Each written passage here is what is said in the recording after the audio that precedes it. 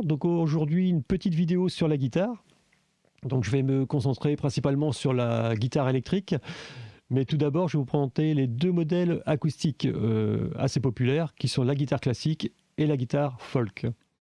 La guitare classique, elle est reconnaissable assez facilement de par ses cordes en nylon, qui ont un gros avantage, surtout pour le débutant en fait, c'est qu'elle ne fait pas trop mal aux doigts en fait. Donc quand on débute, c'est parfait.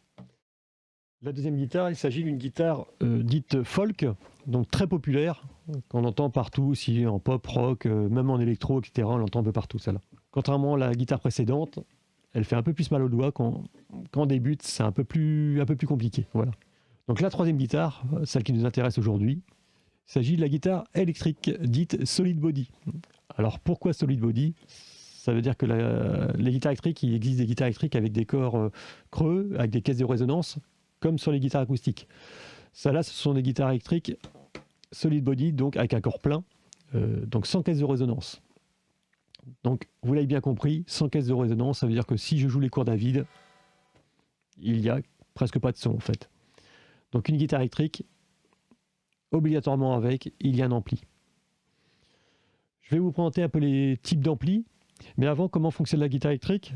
Pour que l'ampli restitue le son, il faut des micros en fait. Et là, sur cette guitare-là, vous en voyez 3. Il peut y avoir 1, 2, 3 micros sur une guitare électrique. Très important, ces micros-là ne captent que les sons métalliques. Si je chante dedans, voilà, on n'entendra rien du tout. Par contre, les cordes de la guitare étant des cordes métalliques, il n'y a pas de souci, elles sont captées par l'ampli et on entend le son sortir. Donc je vais vous montrer quelques modèles d'ampli. Parce que ce que je vous disais, sans ampli, une guitare électrique, ça donne pas grand chose. Donc je vais vous présenter un premier modèle qui est très pratique, un petit ampli qu'on peut trimballer partout à droite à gauche pour jouer dans sa chambre, pour les débutants ou même les confirmés. Ce sont des petits amplis comme ça, pratiques, pas trop chers, pour jouer à la maison, c'est très très bien. Voilà. Par contre, si vous voulez jouer en groupe, il va falloir un autre modèle d'ampli un peu plus costaud. Un ampli qui a un peu plus de puissance, des amplis de ce type-là en fait. Voilà. Celui-là, c'est un ampli à lampe. Et il permet de couvrir quand même le son d'un batteur ou d'une boîte à rythme suivant le style de musique que vous jouez. Alors moi, j'étais très puriste, je jouais que sur les amplis comme ça avant. Et maintenant, en fait, je joue énormément branché sur mon ordinateur en fait. Avec des logiciels de simulation d'ampli, simulation d'effets, etc. Et avec des enceintes de monitoring. Voilà. Alors tout ça, c'est de plus en plus abordable aussi. Donc après, c'est une question de budget en fait. Vous allez voir une guitare électrique pour débutants avec un petit ampli. Comme je vous ai présenté tout à l'heure, on peut... allez, on tourne autour des budgets de 150 € à peu près. Voilà. Il ne faut pas hésiter à faire des recherches sur le marché de l'occasion. Il y a beaucoup de bonnes affaires à faire.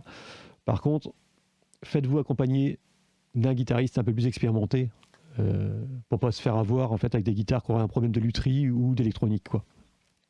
Donc je vais vous faire 3 démonstrations. Une première démonstration sur l'acoustique. Une deuxième démonstration sera plus une sorte de blues rock. Et une troisième démonstration sera un morceau un peu plus métal. Donc ces démonstrations-là sont faites avec des backing tracks récupérés sur YouTube. C'est des libres de droit en fait. Et vous pouvez jouer par-dessus, faire vos playbacks, etc. Jouer par-dessus. Ça vous permettra de voir ce qu'on peut faire, même si on est tout seul à la maison. Vous allez voir qu'on peut s'amuser comme ça. Ça marche très très bien.